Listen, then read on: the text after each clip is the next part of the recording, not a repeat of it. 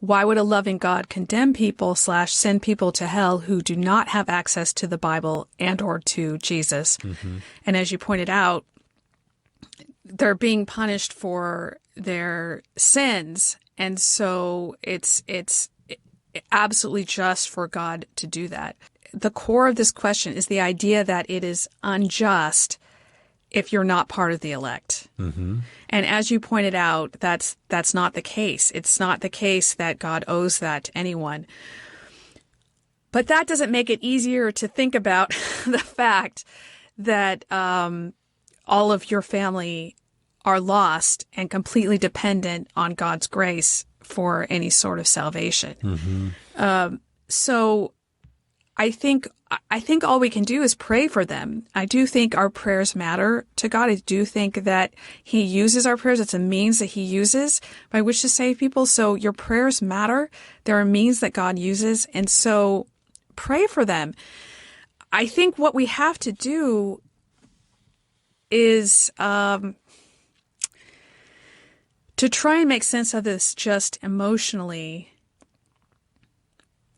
I'm not even sure how you do that, because when you love someone, you want them to be saved. But there comes a point where we recognize that God's goodness and His justice are actually good things that we should desire also. And so I would suppose that if you're struggling with this idea, I would think more about God. I would meditate more on who God is and justice and goodness. And I think in the end, we will be glorifying Him for His mercy for us and for His grace and for His goodness and even for His justice, even if now we don't know exactly how we'll make sense of that.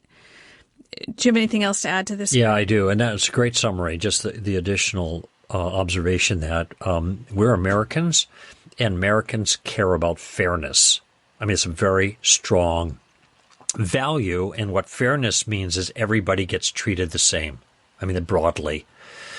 Fairness is not a characteristic of God.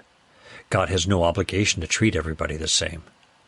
And He is just, and so He has an obligation to execute justice. That means He punishes the guilty, and He does not punish the innocent. So for the person who never heard the gospel, never had the Bible, well, if they're innocent, He's not going to punish them. Of course, the problem is that they're not innocent. Where is that person? Doesn't exist. And so if He chooses to punish him, then He is certainly within His rights. And then our American sensibilities say, but that's not fair. Well, fairness doesn't enter into it. Shut up, fool!